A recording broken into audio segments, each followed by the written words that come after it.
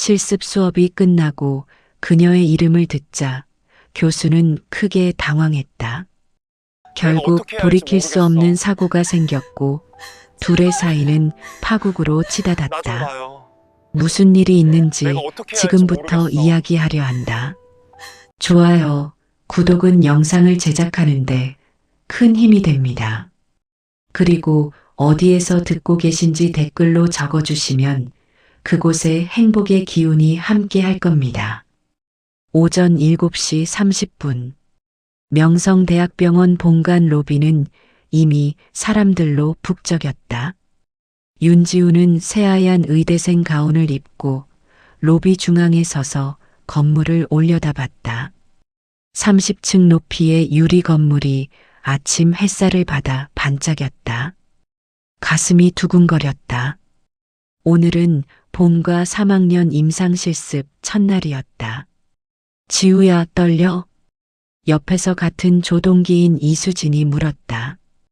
당연하지. 우리 이제 진짜 환자 보는 거잖아. 지우는 가방에서 실습 배정표를 꺼냈다. 희망했던 과가 적혀 있기를 바라며 종이를 펼쳤다. 윤지우 마이너스 흉부외과 담당 교수 이준혁. 됐다. 지우는 작게 환호성을 질렀다.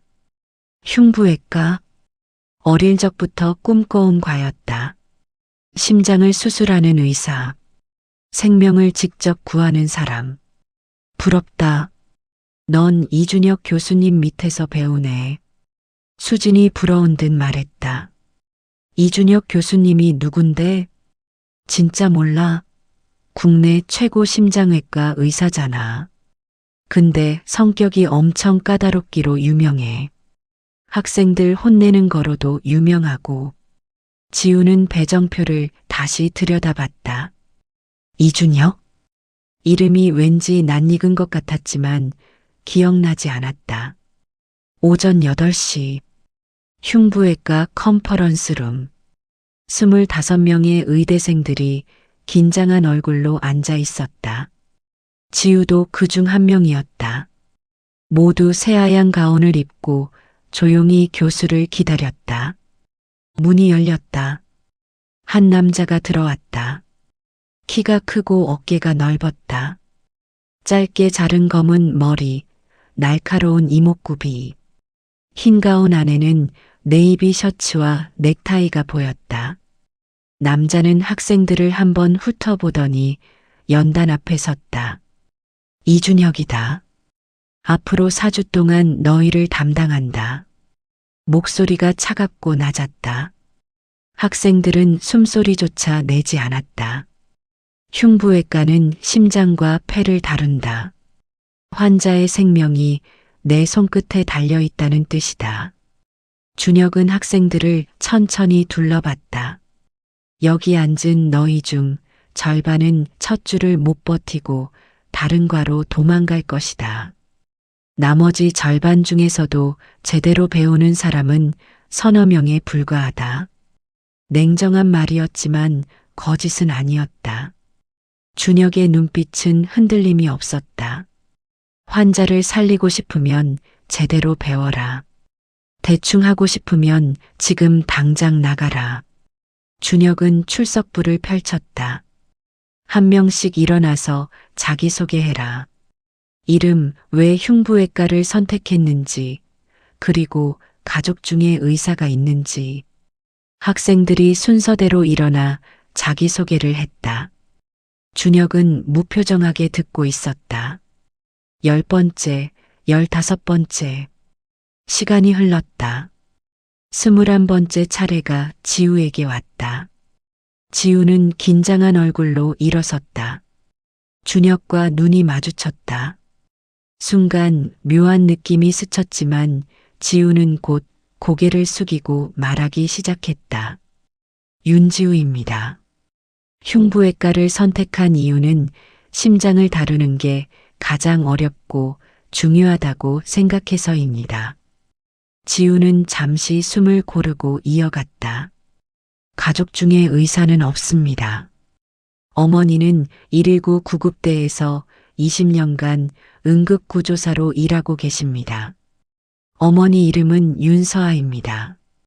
그 순간이었다. 철컥. 준혁의 손에서 출석부가 바닥으로 떨어졌다. 컨퍼런스룸이 순식간에 조용해졌다. 학생들이 놀란 눈으로 교수를 바라봤다. 준혁은 굳은 얼굴로 서 있었다.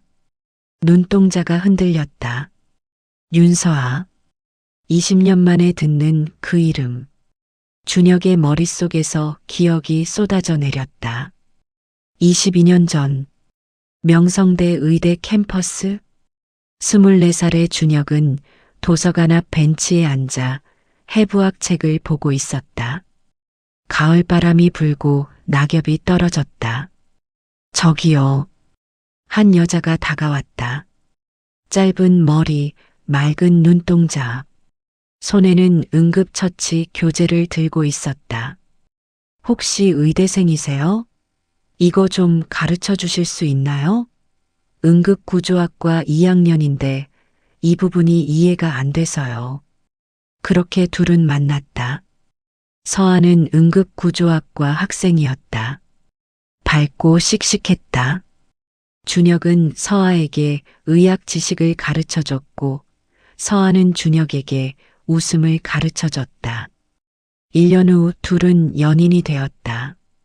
나 레지던트 마치면 심장외과 전문의 될 거야. 멋있다. 난 구급대원 될 거야. 현장에서 사람들 살리는 거. 그럼 우리 둘이 최고의 파트너네. 내가 살리고 내가 살리고. 약속해. 평생 같이 생명 구하자. 하지만 약속은 지켜지지 않았다. 준혁의 아버지가 둘의 관계를 알게 됐다. 재벌가 출신인 준혁의 부모는 응급구조학과 학생인 서아를 받아들일 수 없었다. 의사 집안에 그런 애를 들릴 순 없어. 당장 헤어져. 아버지, 저 서아 없이는 못 살아요. 그럼 의대 그만두고 나가. 내 선택이야. 26살의 준혁은 무너졌다. 의사의 꿈과 사랑하는 사람. 둘 중 하나를 선택해야 했다. 서아가 먼저 떠났다. 준혁아, 나 때문에 내 꿈 포기하면 안 돼. 나 괜찮아. 헤어지자. 서아야, 제발. 우리 여기서 끝이야. 서아는 돌아서서 걸어갔다. 준혁은 그 뒷모습을 붙잡지 못했다. 그게 22년 전이었다. 현재 컨퍼런스룸. 준혁은 정신을 차렸다. 학생들이 당황한 얼굴로 자신을 바라보고 있었다. 지우도 불안한 표정이었다. 죄송합니다. 준혁은 바닥에 떨어진 출석부를 주웠다. 손이 떨렸지만 애써 감췄다. 계속해라. 지우는 어색하게 자리에 앉았다. 준혁은 지우를 다시 바라봤다. 윤지우. 나이 21살. 서아와 헤어진 게 22년 전. 계산이 맞아떨어졌다. 설마. 준혁의 가슴이 두근거렸다. 지우의 얼굴을 찬찬히 봤다. 서아를 닮은 선한 눈매.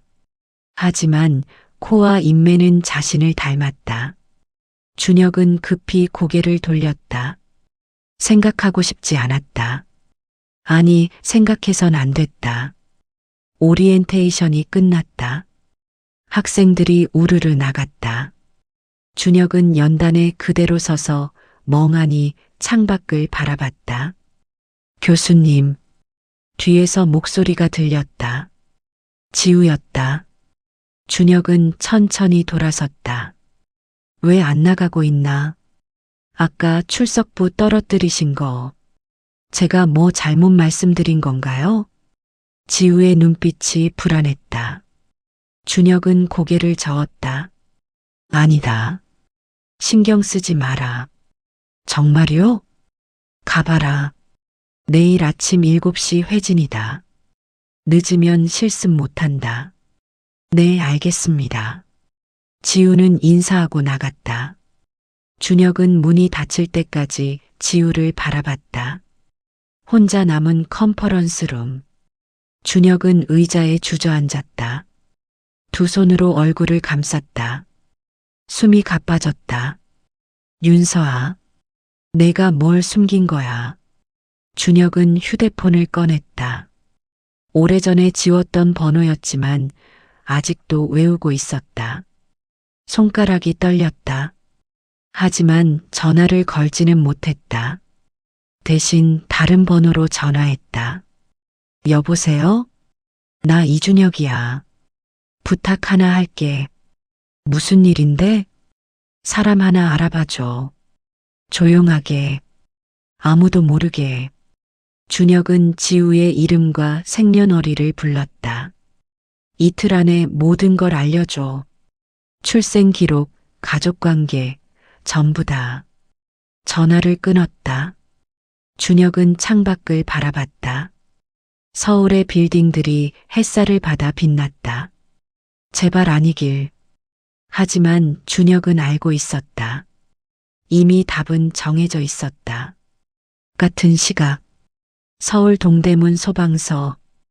윤서아는 주황색 구급대원 복장을 입고 구급차 옆에서 장비를 점검하고 있었다. 43살. 20년 경력의 베테랑이었다. 서아 누나, 커피 한잔 해요. 후배 대원이 캔커피를 건넸다. 고마워. 서아는 커피를 받아 한 모금 마셨다. 오늘따라 가슴이 두근거렸다. 불길한 예감이었다. 휴대폰이 울렸다. 딸 지우였다. 엄마, 나 오늘 실습 첫날이었어. 그래, 어땠어? 응. 흉부외과 배정받았어. 교수님이 좀 무섭긴 한데 괜찮을 것 같아. 다행이다. 우리 딸 잘할 거야. 엄마, 근데 교수님이 내 소개 들으시다가 출석부 떨어뜨리셨어. 내가 엄마 이름 말했을 때 서아의 손이 멈췄다. 커피 캔이 덜컥 흔들렸다. 교수님 이름이 뭐래? 이준혁이요. 왜요? 서아는 대답하지 못했다. 숨이 막혔다. 22년 만에 듣는 그 이름. 엄마, 거기 계세요? 아, 응. 엄마 괜찮아. 밥 잘 챙겨 먹고. 네. 끊을게요. 전화가 끊어졌다. 서아는 구급차에 기대어 섰다. 다리에 힘이 풀렸다. 준혁이, 내가 지우를 만났구나. 서아는 두 손으로 얼굴을 감쌌다. 22년 동안 숨겨왔던 비밀. 지우는 자신의 친아버지가 누구인지 몰랐다. 아버지는 일찍 돌아가셨다고만 알고 있었다. 제발 알아채지 마. 제발. 하지만 서아도 알고 있었다. 준혁은 똑똑한 사람이었다. 계산은 이미 끝났을 것이다. 이틀 후, 오후 9시, 준혁의 교수 연구실. 책상 위에는 얇은 갈색 봉투가 놓여 있었다. 준혁은 떨리는 손으로 봉투를 열었다. 안에는 몇 장의 서류가 들어 있었다. 윤지우 출생신고서, 출생일 2004년 3월 15일, 어머니 윤서아, 아버지 공란. 준혁의 눈이 공란에 머물렀다. 아버지란이 비어 있었다. 다음 장. 지우의 병원 기록. 혈액형 O형 RH. 준혁과 같은 혈액형이었다. 마지막 장. 서아의 최근 22년 기록. 2003년 지우를 출산한 직후 서울로 이주. 혼자 아이를 키우며 구급대원으로 일함. 재혼 기록 없음. 남자 관계 기록 없음. 준혁은 서류를 책상에 내려놓았다. 두 손으로 머리를 감쌌다. 지우야. 목소리가 갈라졌다. 22년 동안 몰랐다. 자신에게 딸이 있다는 걸. 서아가 혼자 아이를 낳아 키웠다는 걸. 분노와 죄책감이 밀려왔다. 서아는 왜 말하지 않았을까? 아니, 말할 수 없었을 것이다. 자신의 부모가 서아를 어떻게 대했는지 떠올랐다. 준혁은 연구실을 나섰다. 차를 몰고 동대문 소방서로 향했다. 밤이었지만 소방서는 불이 환하게 켜져 있었다. 준혁은 차에서 내려 건물 앞에 섰다. 유리문 너머로 서아가 보였다. 주황색 옷을 입고 동료들과 이야기하고 있었다. 22년 만에 보는 서아. 준혁의 가슴이 뛰었다. 서아는 여전히 짧은 머리였다. 얼굴에는 세월의 흔적이 보였지만 눈빛만은 여전히 맑았다. 준혁은 문을 열고 들어갔다. 실례합니다. 윤서아, 대원님 계신가요? 대원들이 일제히 준혁을 바라봤다. 서아도 고개를 돌렸다. 두 사람의 눈이 마주쳤다. 서아의 얼굴이 하얗게 질렸다. 입술이 파르르 떨렸다. 준혁아? 나야. 서아야. 22년 만에 부르는 이름. 준혁의 목소리도 떨렸다. 서아는 자리에서 일어났다. 주변 대원들이 수군거리기 시작했다. 밖에서 얘기하자. 서아는 준혁을 밖으로 이끌었다. 소방서 뒤편 주차장. 아무도 없었다. 둘은 마주섰다. 어떻게 날. 지우 때문이야. 준혁이 서아의 말을 끊었다. 지우가 내 병원에서 실습 중이야. 흉부외과. 내 밑에서. 서아는 아무 말도 하지 못했다. 물어볼 게 있어. 준혁은 한 걸음 다가섰다. 지우가 내 딸이야? 서아의 눈에서 눈물이 흘러내렸다. 침묵이 흘렀다. 서너 초, 아니, 영원처럼 느껴지는 시간. 서아가 고개를 끄덕였다. 그래, 내 딸이야. 준혁은 그 자리에 굳어버렸다. 예상했던 답이었지만 직접 듣는 건 달랐다. 왜 말 안 했어? 말할 수 있었겠어? 서아가 울먹이며 대답했다. 내 아버지가 날 뭐라고 했는지 기억 안 나? 내 인생 망치는 여자라고. 당장 꺼지라고.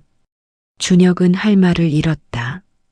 나 떠날 때 이미 임신한 거 알고 있었어. 근데 말할 수 없었어. 말하면 넌 의대 그만두고 날 따라왔을 거 아냐. 당연하지. 그래서 못한 거야. 넌 의사가 돼야 했어. 내 꿈이었잖아. 서아는 눈물을 닦았다. 나 혼자 키우면 되는 거였어. 실제로도 그렇게 키웠고. 준혁은 무너져 내렸다. 두 손으로 얼굴을 감쌌다. 미안해. 정말 미안해. 됐어. 다 지난 일이야. 서아는 준혁의 어깨에 손을 얹었다. 이제 와서 미안하다고 해도 소용없어. 지우는 평생 아빠 없이 살았어. 이제 와서 나타나면 지우 인생이 어떻게 되는데. 하지만 제발 모른 척 해줘. 지우는 내가 교수라는 것만 알아. 아빠인 줄은 몰라. 그냥 그렇게 두자. 준혁은 서아를 바라봤다. 서아의 눈빛은 단호했다. 안 돼. 난 이제 지우를 모른 척 할 수 없어. 준혁아, 지우는 내 딸이야. 22년 동안 몰랐어도 이제 알았으면 책임져야지. 무슨 책임? 지금 지우는 내 학생이야. 교수와 학생. 그 관계를 어떻게 바꾸려고? 준혁은 대답하지 못했다. 서아의 말이 맞았다. 지금 지우에게 다가가면 모든 게 무너진다. 지우의 의사 꿈도 자신의 교수 자리도 생각할 시간을 줘. 제발. 서아의 목소리가 떨렸다. 준혁은 고개를 끄덕일 수밖에 없었다. 둘은 한참을 말없이 서 있었다. 차가운 밤바람이 불었다. 22년 만에 다시 만난 두 사람. 하지만 둘 사이에는 메울 수 없는 시간이 흐르고 있었다. 그리고 그 시간 속에는 진실을 모르는 채 살아가는 21살 딸이 있었다. 다음 날 아침 7시 명성대학병원 흉부외과 병동. 윤지우는 새벽같이 일어나 병원에 도착했다. 첫 회진에 늦을 수 없었다. 복도에는 이미 몇몇 동기들이 와 있었다. 지우야, 일찍 왔네. 응. 교수님이 늦으면 안 된다고 하셨잖아. 지우는 가방에서 작은 노트를 꺼냈다. 어젯밤 집에서 공부한 심장 해부학 내용이 빼곡히 적혀 있었다. 7시 정각. 이준혁이 나타났다. 흰 가운 안에는 역시 네이비 셔츠. 얼굴에는 피곤한 기색이 역력했지만 눈빛만은 날카로웠다. 지우는 무의식 중에 준혁을 바라봤다가 황급히 고개를 숙였다. 따라와라. 준혁은 앞장서서 걸었다. 학생들이 일렬로 뒤따랐다. 첫 번째 병실. 60대 남성 환자였다. 사흘 전 대동맥판막 치환술을 받았다. 누가 이 환자 상태 설명해봐. 준혁이 물었다. 학생들은 서로 눈치만 봤다. 아무도 손을 들지 않았다. 윤지우. 지우가 깜짝 놀라 고개를 들었다. 준혁이 자신을 지목한 것이다. 네, 교수님. 지우는 노트를 보지 않고 대답했다. 환자분은 3일 전 대동맥판막 협착증으로 인공판막 치환술을 받으셨습니다. 현재 활력 징후 안정적이고 수술 부위 회복 중입니다. 수술 후 주의사항은 항응고제 복용이 필수이며 감염 예방을 위한 항생제 투여가 필요합니다. 좋다. 준혁은 짧게 고개를 끄덕였다. 학생들이 수군거렸다. 이준혁 교수가 칭찬을 한다는 건 드문 일이었다. 회진이 끝났다. 학생들이 흩어지는 동안 준혁은 지우를 불렀다. 윤지우, 잠깐. 지우는 긴장한 얼굴로 다가갔다. 네, 교수님. 준비 잘했더군. 감사합니다. 준혁은 지우를 가만히 바라봤다. 서아를 닮은 눈동자. 하지만 표정은 자신과 비슷했다. 진지하고 성실한. 계속 그렇게 해라. 흉부외과는 준비가 전부다. 명심하겠습니다. 지우가 인사하고 돌아서려는 순간이었다. 지우야. 준혁이 무의식 중에 이름을 불렀다. 지우가 고개를 돌렸다. 윤지우 학생. 준혁은 급히 고쳤다. 오후에 수술 참관이 있다. 중환자실에서 3시까지 대기해라. 네, 알겠습니다. 지우는 이상한 기분이 들었다. 방금 교수님이 자신을 지우야라고 부른 것 같았다. 하지만 착각이겠지. 고개를 저으며 병동을 나섰다. 준혁은 그 자리에 서서 딸의 뒷모습을 바라봤다. 가슴이 아팠다. 내 딸인데. 아빠라고 부를 수 없는 내 딸. 오전 11시. 병원 구내식당. 지우는 동기 2명과 함께 점심을 먹고 있었다. 그런데 옆 테이블에서 수군거리는 소리가 들렸다. 저 애가 그 소문의 주인공이래. 뭐? 이준혁 교수 딸? 응. 첫날 교수님이 출석부까지 떨어뜨렸다잖아. 완전 티나게. 지우는 젓가락을 든 채 굳어버렸다. 근데 성이 다르잖아. 윤씨고 교수님은 이씨인데 엄마 성을 따른 거겠지. 요즘은 그런 경우 많아. 와, 부럽다. 교수 딸이면 졸업하고 바로 레지던트 보장이겠네. 지우는 식판을 들고 자리에서 일어났다. 밥맛이 뚝 떨어졌다. 복도로 나온 지우는 화장실로 달려갔다. 세면대에 두 손을 짚고 고개를 숙였다. 눈물이 핑 돌았다. 교수님 딸이라고? 말도 안 돼. 하지만 아무리 생각해도 이상했다. 첫날 교수님이 자신의 소개를 듣고 출석부를 떨어뜨린 것. 오늘 아침 회진에서 유독 자신을 많이 지목한 것. 그리고 방금 지우야라고 부른 것 같던 그 목소리. 아냐. 그럴 리 없어. 지우는 고개를 저었다. 엄마는 분명 아빠가 사고로 일찍 돌아가셨다고 했다. 자신이 태어나기도 전에. 하지만 의심의 씨앗은 이미 뿌려졌다. 같은 시각, 준혁의 연구실. 강민재 부교수가 노크도 없이 문을 열고 들어왔다. 43살. 준혁과 동기였지만 아직 부교수에 머물러 있었다. 준혁아, 바쁜가? 무슨 일인데? 준혁은 차트를 보며 대답했다. 민재는 책상 앞에 앉았다. 이번에 들어온 학생들 어때? 그냥 그래. 그 중에 윤지우라는 학생 있지? 내가 특별히 신경 쓰는 것 같던데. 준혁의 손이 멈췄다. 민재는 그 반응을 놓치지 않았다. 혹시 그 학생이랑 무슨 관계라도 있어? 없어. 그냥 성실해 보여서 눈여겨보는 것뿐이야. 그래. 난 좀 이상하더라. 첫날 출석부 떨어뜨린 것도 그렇고. 민재는 의미심장한 미소를 지었다. 요즘 학생들 소문 무성하더라. 너랑 그 학생이 뭔가 있는 거 아니냐고. 헛소리 하지 마. 준혁의 목소리가 차가워졌다. 난 학생들 소문에 관심 없어. 내가 할 일이나 챙겨. 민재는 웃으며 일어섰다. 그래, 알았어. 근데 조심해.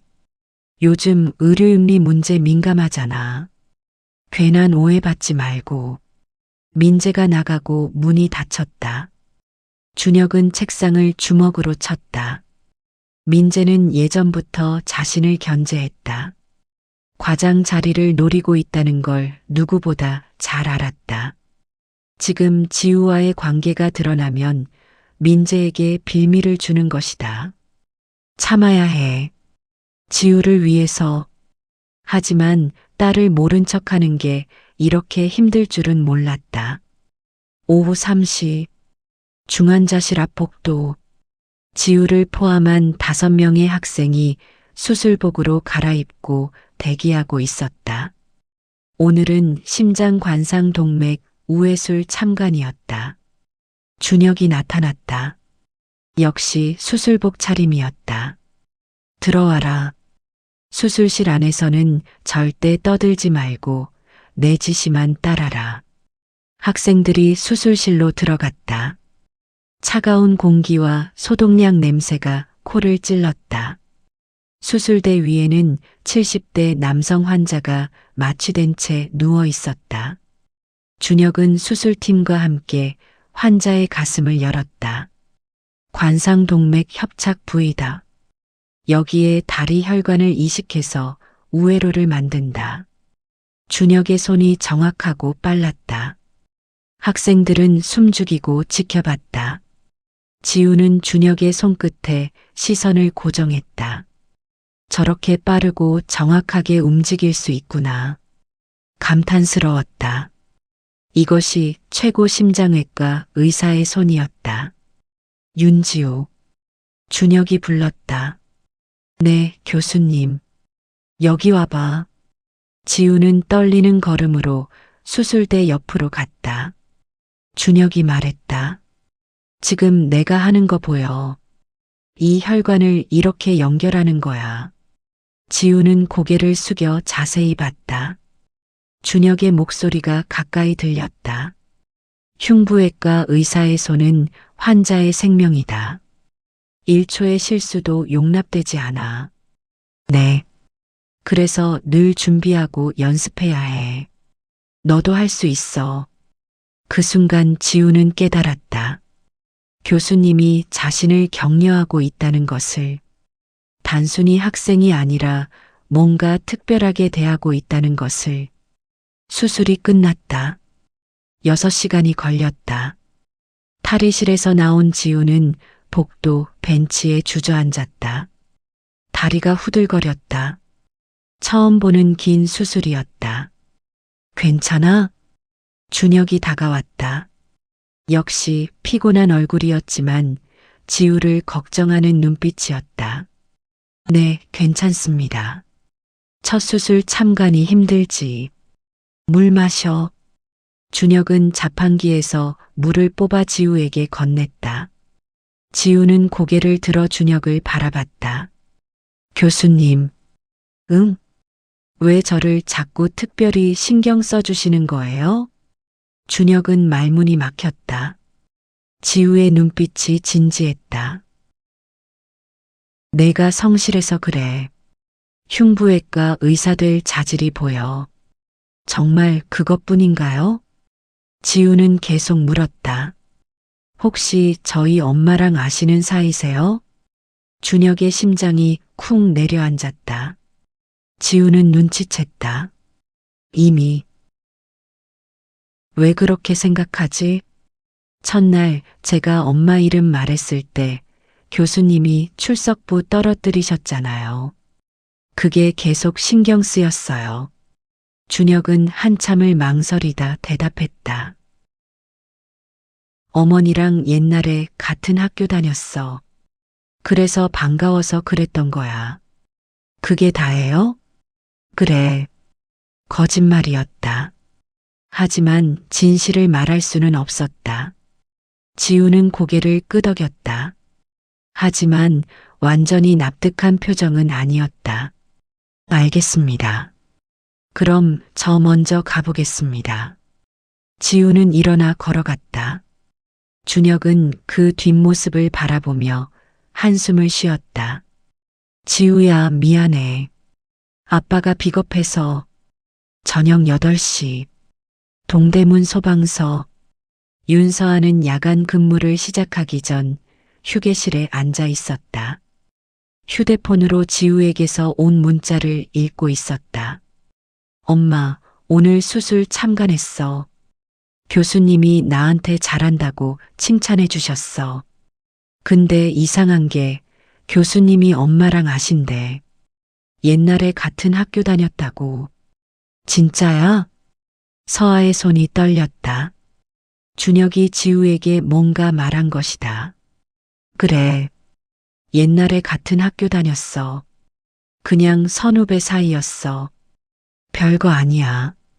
서아는 답장을 보내고 휴대폰을 내려놓았다. 가슴이 두근거렸다. 괜찮으세요, 누나? 후배 대원이 물었다. 응, 괜찮아. 하지만 괜찮지 않았다. 준혁이 지우 곁에 있다는 것. 언젠가 진실이 드러날 것 같은 불안감. 비용. 갑자기 출동 사이렌이 울렸다. 동대문구 청량리 교통사고. 출동. 서아는 재빨리 헬멧을 쓰고 구급차에 올라탔다. 동료 대원들과 함께 사이렌을 울리며 현장으로 달렸다. 10분 후 도착한 현장은 아수라장이었다. 승용차 2대가 정면 충돌한 사고였다. 한 차량은 완전히 찌그러져 있었다. 환자 2명, 1명은 의식 없음. 서아는 재빨리 현장으로 뛰어들었다. 찌그러진 차 안에 한 남성이 피를 흘리며 의식을 잃고 있었다. 여기 좀 도와주세요. 서아와 동료들이 차 문을 뜯어내고 환자를 꺼냈다. 맥박이 약했다. 호흡도 불규칙했다. 빨리 병원으로. 서아는 환자를 구급차에 싣고 심폐소생술을 시작했다. 사이렌을 울리며 병원으로 향했다. 어느 병원으로 갑니까? 운전하던 대원이 물었다. 명성대병원, 제일 가까워. 구급차가 명성대병원 응급실에 도착했다. 응급실 의료진이 달려왔다. 환자 상태는 40대 남성, 교통사고, 다발성 외상, 의식 저하. 서아가 보고하는 순간 응급실 문이 열리고 한 의사가 달려왔다. 이준혁이었다. 두 사람의 눈이 마주쳤다. 서아는 순간 멈칫했지만 곧 정신을 차렸다. 교수님, 환자 상태 위중합니다. 빨리 처치 필요합니다. 알았어. 중환자실로 옮겨. 준혁은 전문가의 얼굴로 환자를 살폈다. 개인적인 감정은 전혀 드러나지 않았다.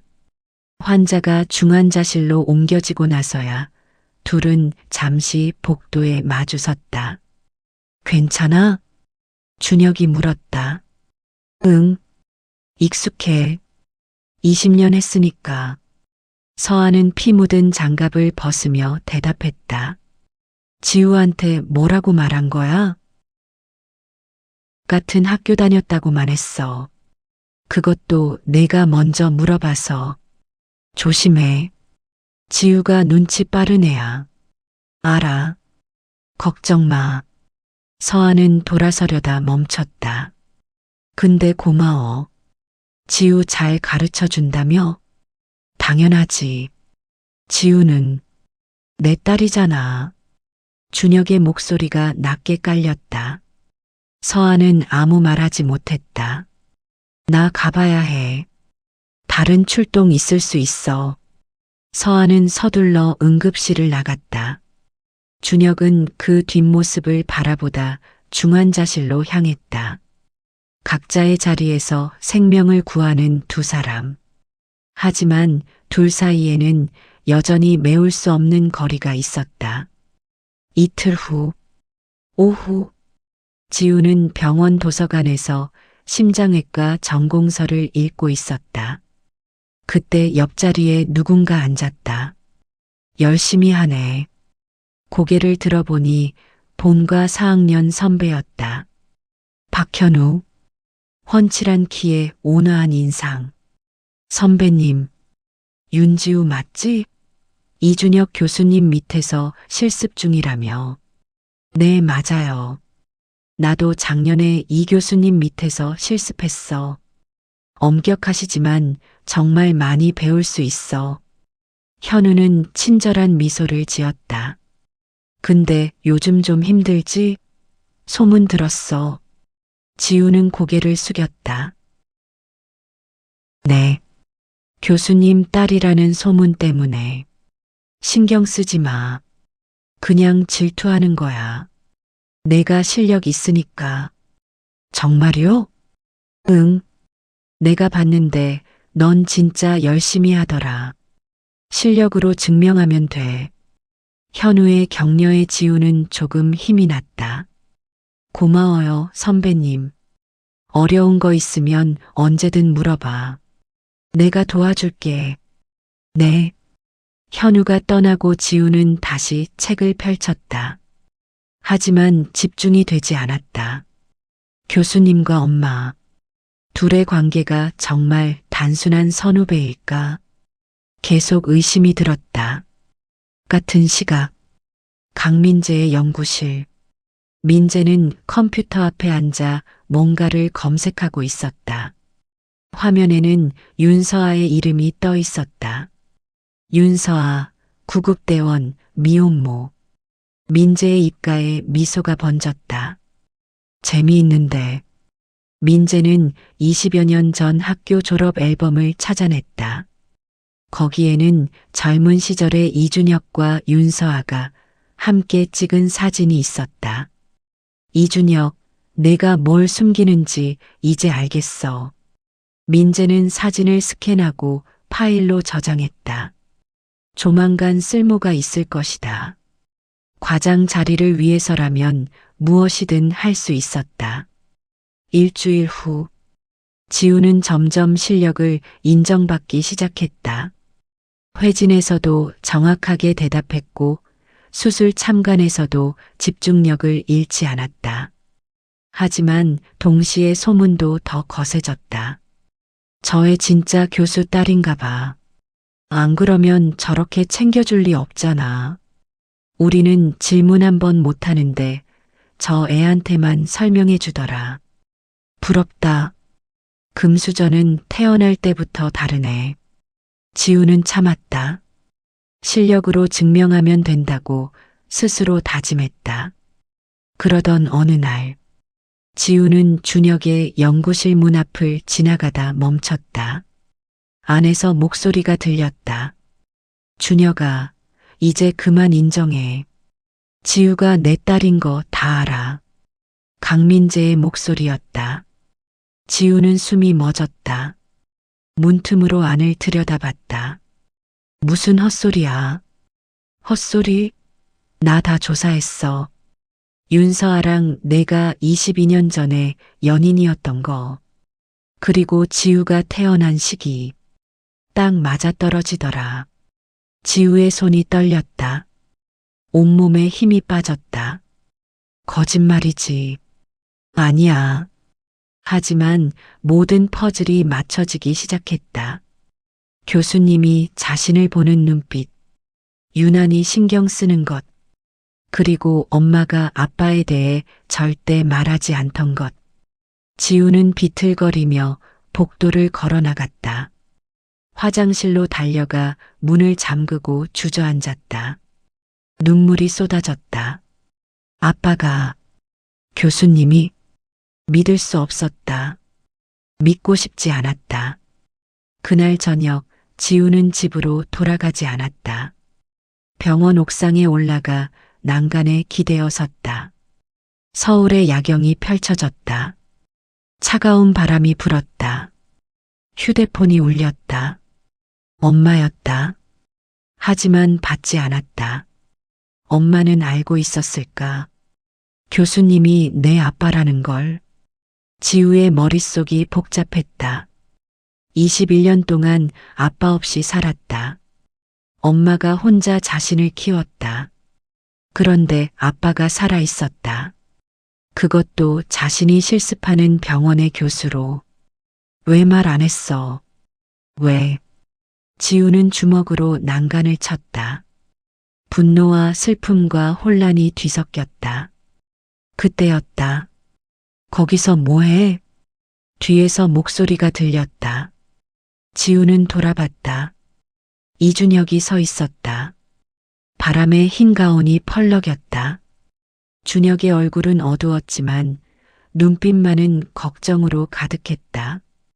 교수님, 위험해. 내려와. 준혁이 한 걸음 다가왔다. 지우는 뒤로 물러섰다. 오지 마세요.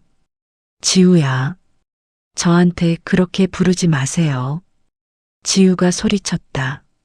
목소리가 떨렸다. 교수님은 제 아빠예요? 준혁은 대답하지 못했다. 침묵이 답이었다. 지우는 무너져 내렸다. 그 자리에 주저앉아 울었다. 준혁은 다가가 지우를 안고 싶었다. 하지만 그럴 수 없었다. 교수와 학생. 그 선을 넘으면 모든 게 끝이었다. 미안해, 지우야. 정말 미안해. 준혁의 목소리가 갈라졌다. 나도 얼마 전에야 알았어. 내가 내 딸인걸. 지우는 고개를 들어 준혁을 바라봤다. 눈물 범벅인 얼굴이었다. 그럼 왜 말 안 하신 거예요? 왜 모른 척 하신 거예요? 내 미래를 망치고 싶지 않아서. 무슨 소리예요? 지금 내가 내 아빠라고 밝히면 어떻게 되겠어? 넌 특혜 받았다고 손가락질 받을 거야. 의사 꿈도 무너질 거고. 준혁은 지우에게 한 걸음 더 다가갔다. 나 때문에 내 인생이 망가지는 걸 볼 수 없어.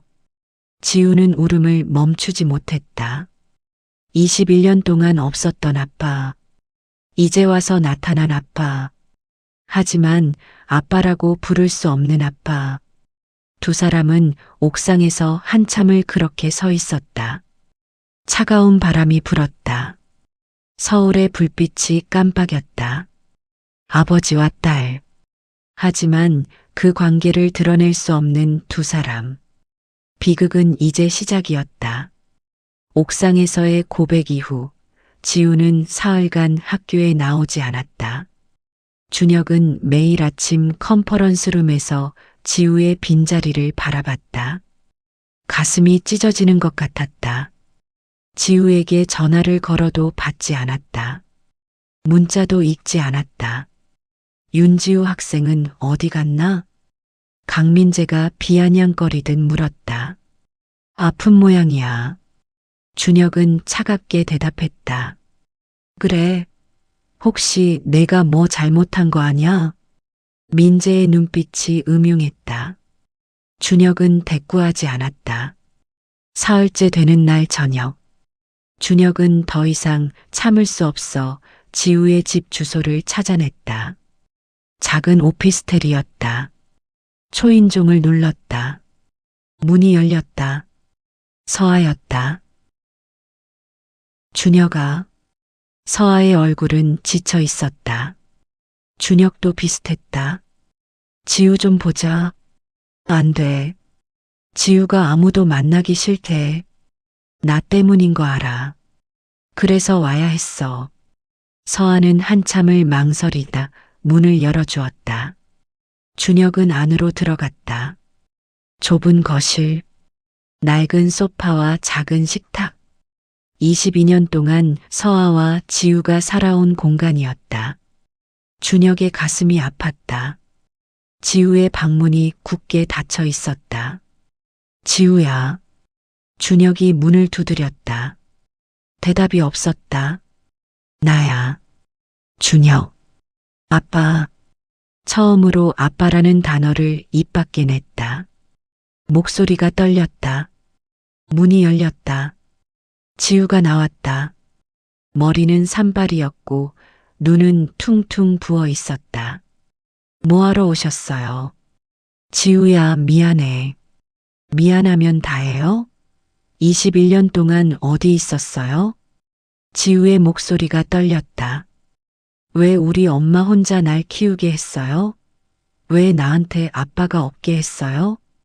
지우야, 진작 알았으면 어땠을까요? 내가 어릴 때 알았으면 우리 가족이 될 수 있었을까요? 지우는 울음을 터뜨렸다. 준혁은 다가가 지우를 안으려 했다. 하지만 지우는 뒤로 물러섰다. 이젠 너무 늦었어요. 전 교수님을 아빠라고 부를 수 없어요. 교수님도 절 딸이라고 말할 수 없잖아요. 지우야, 시간을 좀 줘. 방법을 찾을게. 무슨 방법이요? 전 교수님 학생이에요. 이 관계는 절대 바뀔 수 없어요. 지우는 방으로 들어가 문을 닫았다. 준혁은 그 문 앞에 서서 한참을 떠나지 못했다. 서아가 준혁의 어깨에 손을 얹었다. 돌아가. 지우한테 시간이 필요해. 서아야, 나 어떻게 하면 좋겠어? 몰라. 나도 답을 모르겠어. 준혁은 고개를 떨구고 집을 나섰다. 일주일 후, 지우는 결국 학교로 돌아왔다. 하지만 예전과는 달랐다. 말수가 줄었고 눈빛이 차가워졌다. 회진 시간. 준혁이 질문을 했다. 이 환자의 수술 후 합병증 가능성은? 학생들이 조용했다. 지우도 고개를 숙이고 있었다. 윤지우. 준혁이 불렀다. 지우는 고개를 들지 않았다. 대답 못하겠나? 출혈, 감염, 부정맥입니다. 지우의 목소리는 기계적이었다. 준혁은 가슴이 아팠지만 표정을 감췄다. 맞다. 잘했어. 하지만 지우는 아무 반응도 보이지 않았다. 회진이 끝나고 학생들이 흩어졌다. 준혁은 지우를 따로 불렀다. 지우야. 교수님, 학교에서는 그렇게 부르지 마세요. 지우의 목소리가 차가웠다. 윤지우 학생, 괜찮은가? 괜찮습니다. 힘들면 말해. 내가. 교수님은 제 담당 교수일 뿐이에요. 그 이상도 이하도 아니에요. 지우는 돌아서 걸어갔다. 준혁은 그 뒷모습을 바라보며 주먹을 쥐었다. 같은 날 오후, 강민재는 자신의 연구실에서 수집한 자료들을 펼쳐놓고 있었다. 22년 전 이준혁과 윤서아의 사진, 윤지우의 출생 기록, 지우가 명성대병원에서 실습하는 기록. 완벽해. 민재는 웃었다. 이제 준혁을 무너뜨릴 수 있었다. 민재는 병원 이사장에게 이메일을 보냈다. 긴급히 알려드릴 의료윤리 위반 사항이 있습니다. 이준혁 교수가 자신의 친딸을 학생으로 받아 특혜를 주고 있습니다. 증거자료 첨부합니다. 이메일을 보내고 민재는 의자에 기대었다. 미안하다, 준혁.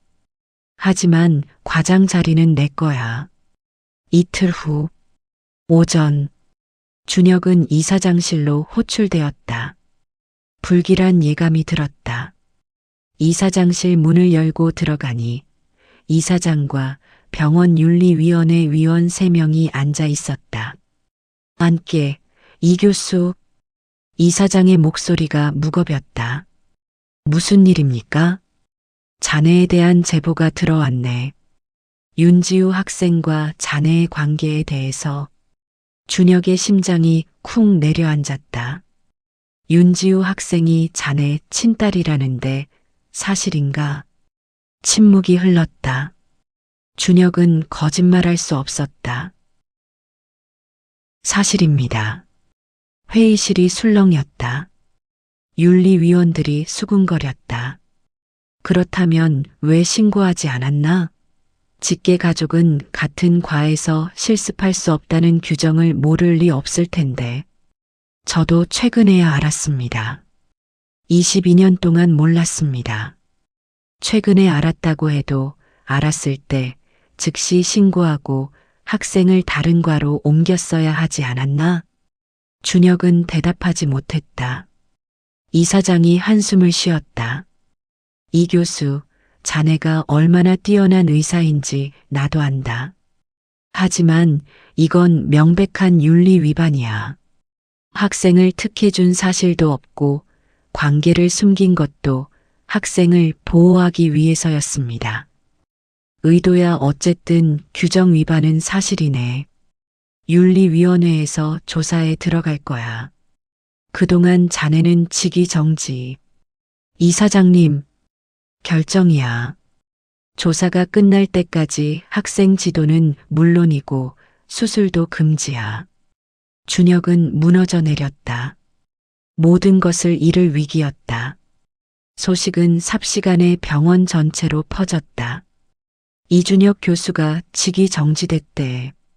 진짜? 왜? 윤지우가 교수 친딸이래. 그거 숨기고 특혜 줬다고. 헐, 대박. 그럼 윤지우는? 지우는 복도를 걷다 이런 수군거림을 들었다. 얼굴이 하얗게 질렸다. 도서관으로 달려가 박현우를 찾았다. 선배님, 지우야 들었어. 괜찮아? 어떻게 된 거예요? 누가 제보한 거예요? 강민재 부교수라는 소문이 있어. 지우의 주먹이 떨렸다. 교수님이 어떻게 되는 거예요? 조사 결과에 따라 다르겠지만 최악의 경우 교수직 박탈될 수도 있어. 지우는 그 자리에 주저앉았다. 모든 게 자기 때문이었다. 그날 저녁, 지우는 강민재의 연구실 문을 거칠게 열었다. 윤지우 학생, 무슨 일인가? 민재는 여유로운 표정이었다. 왜 그러셨어요? 왜 교수님을 신고하셨어요? 신고? 난 그저 사실을 알렸을 뿐이야. 의료윤리 위반은 심각한 문제거든. 교수님은 잘못하신 게 없어요. 저한테 특혜 준 적도 없어요. 그건 조사에서 밝혀지겠지. 근데 윤지우 학생, 내가 이준혁 교수 딸인 건 사실이지? 지우는 대답하지 못했다. 사실이라면 너도 같이 책임져야지. 관계를 숨긴 건 너도 마찬가지니까. 전 몰랐어요. 최근에야 알았다고요. 증명할 수 있어? 그게 중요한 거야. 민재는 비웃었다. 이 교수는 끝났어. 조만간 이 병원에서 쫓겨날 거야. 그리고 그 자리는 내가 차지하겠지. 지우는 눈물이 쏟아질 것 같았지만 참았다. 교수님은 선생님보다 100배, 1000배 훌륭한 의사예요. 지우는 돌아서 연구실을 나갔다. 밤 10시, 동대문 소방서. 윤서아는 야간 근무 중이었다. 휴게실에서 뉴스를 보다 그만 리모컨을 떨어뜨렸다. 명성대병원 이준혁 교수, 친딸 특혜 의혹으로 직위 정지. 화면에는 준혁의 사진이 떠 있었다. 아니, 서아는 휴대폰을 꺼내 준혁에게 전화를 걸었다. 하지만 받지 않았다. 대신 지우에게서 전화가 왔다. 엄마. 지우의 목소리는 울음으로 범벅이었다. 지우야, 어디야? 병원이요. 엄마, 다 제 잘못이에요. 제가 교수님, 아빠 인생 망쳤어요. 무슨 소리야? 내 잘못이 아니야. 맞아요. 제가 이 병원에 오지 말았어야 했어요. 제가 흉부외과 선택하지 말았어야 했어요. 지우야, 진정해. 엄마가 지금 갈게. 서아는 급히 상사에게 조퇴를 허락받고 병원으로 달려갔다. 자정, 명성대병원 옥상.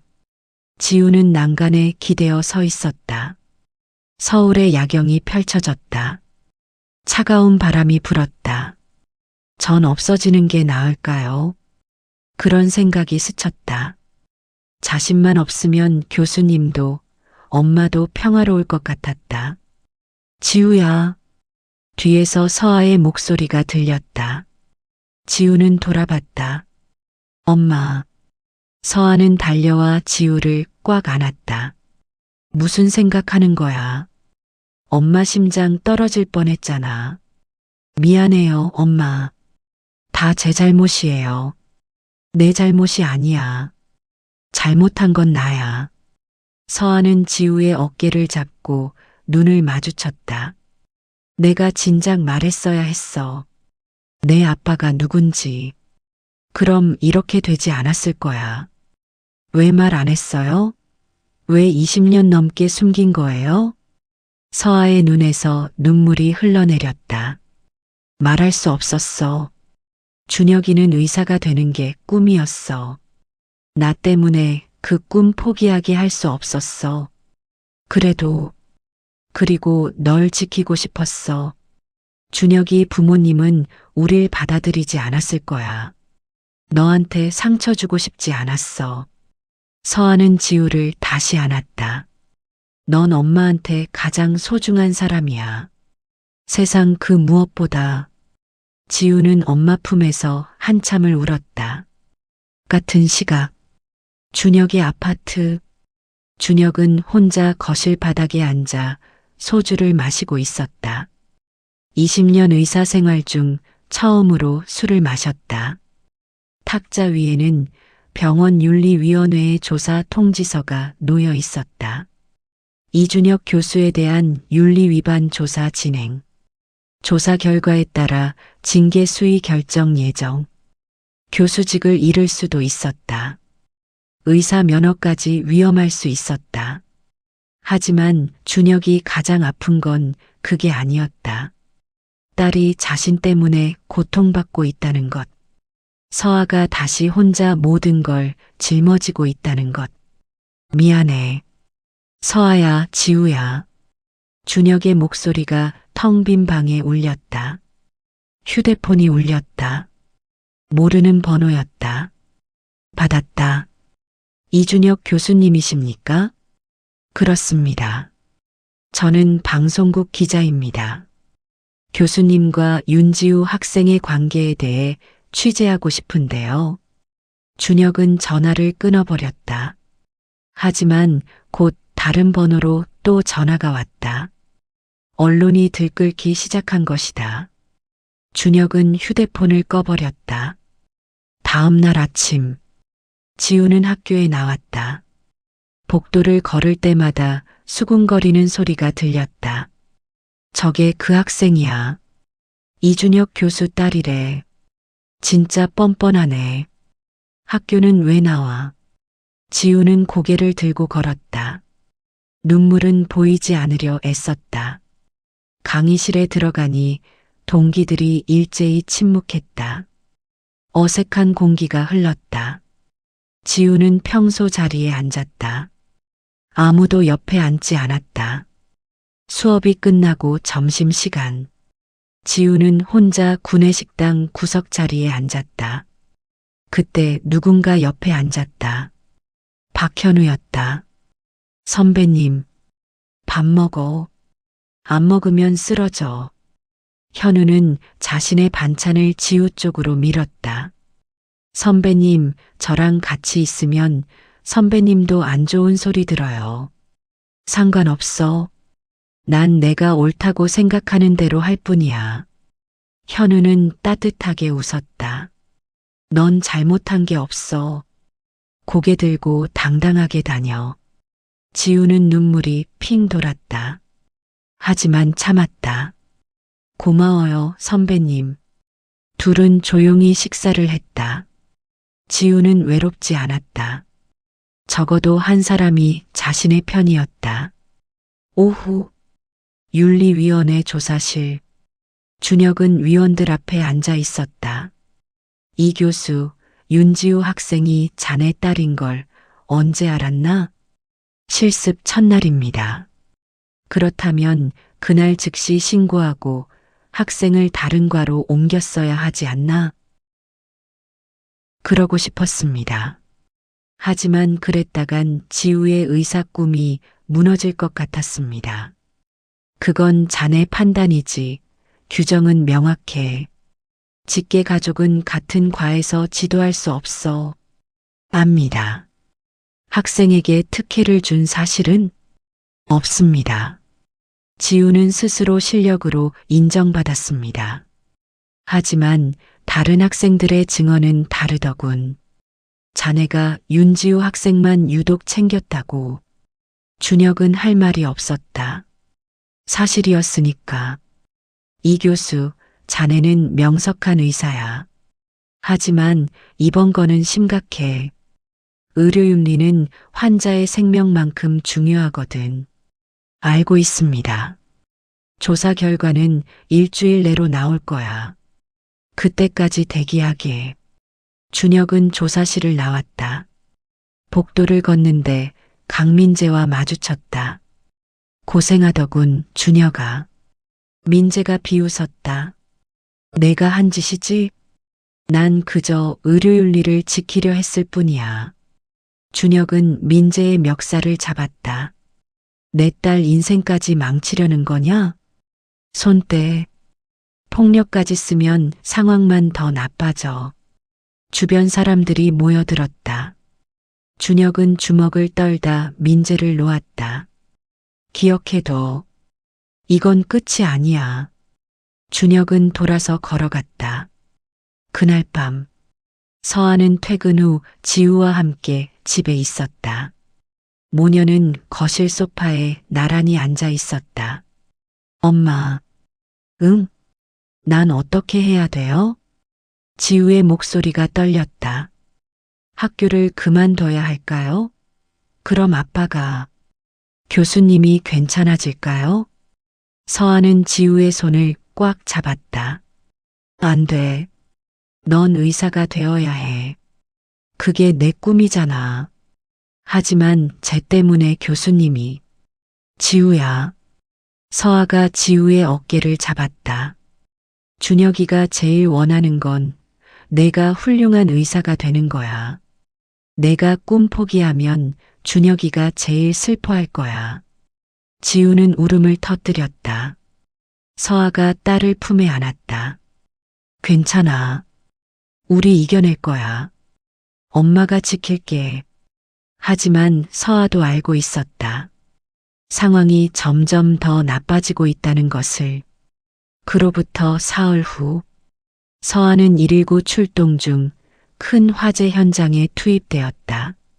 3층짜리 주택에 불이 났고 안에 사람이 갇혀 있었다. 안에 할머니 한 분 계셔요. 주민이 소리쳤다. 서아는 망설이지 않고 건물 안으로 뛰어들었다. 연기가 자욱했다. 시야가 거의 보이지 않았다. 할머니, 어디 계세요? 2층에서 신음소리가 들렸다. 서아는 계단을 올라갔다. 할머니를 발견했다. 쓰러져 있었다. 서아는 할머니를 업고 계단을 내려오려 했다. 그 순간이었다. 쾅!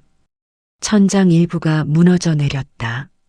서아는 할머니를 밀어내고 자신이 잔해를 뒤집어 썼다.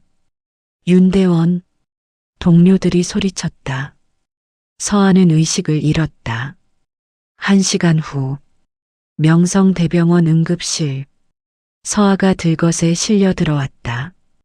머리에서 피가 흘렀고 의식이 없었다. 환자 상태는?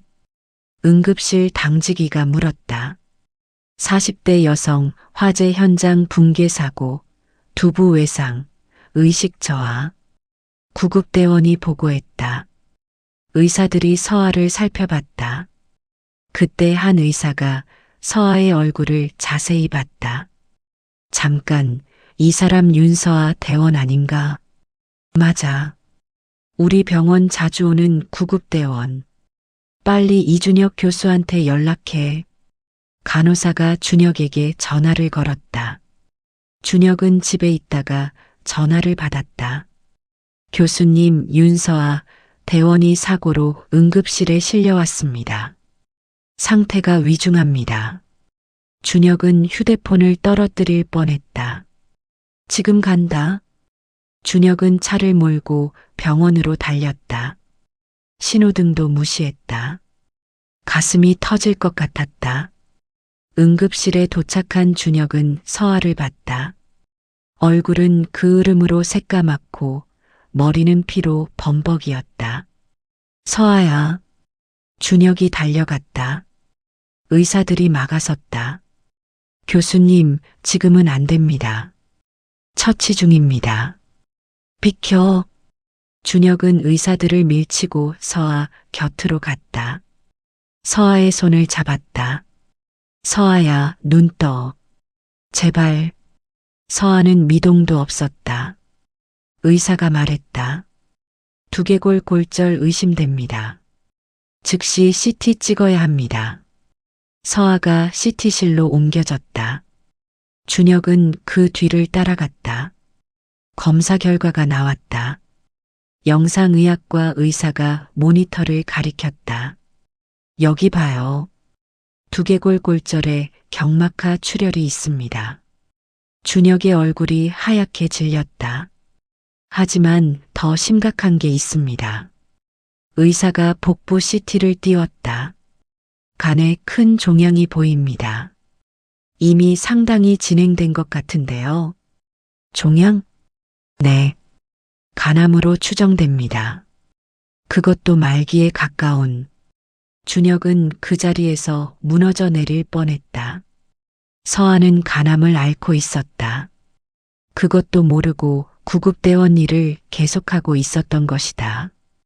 교수님, 환자분 아시는 분이세요? 내 딸 엄마야. 의사는 아무 말하지 못했다. 준혁은 서아가 누운 침대 옆에 주저앉았다. 서아의 손을 잡고 이마에 대었다. 서아야, 왜 말 안 했어? 왜 혼자 앓고 있었어? 눈물이 쏟아졌다. 22년 만에 흐르는 눈물이었다. 그때 응급실 문이 열렸다. 지우가 뛰어들어왔다. 엄마. 지우는 서아를 보고 비명을 질렀다. 준혁이 지우를 안았다. 진정해, 지우야.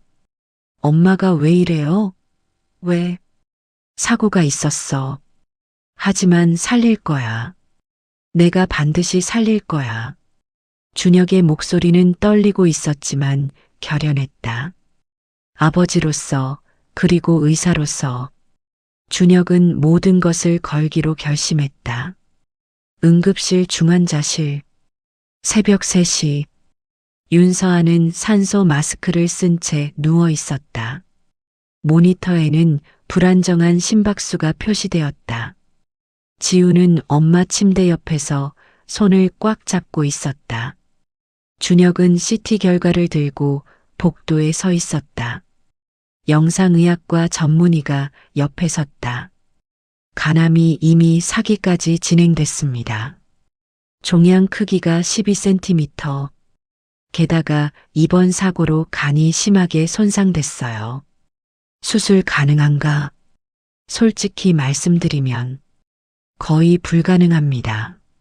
종양 절제도 어렵고 간 기능도 거의 남아있지 않아요. 준혁의 주먹이 떨렸다. 그럼 어떻게 해야 하나? 간 이식밖에 없습니다.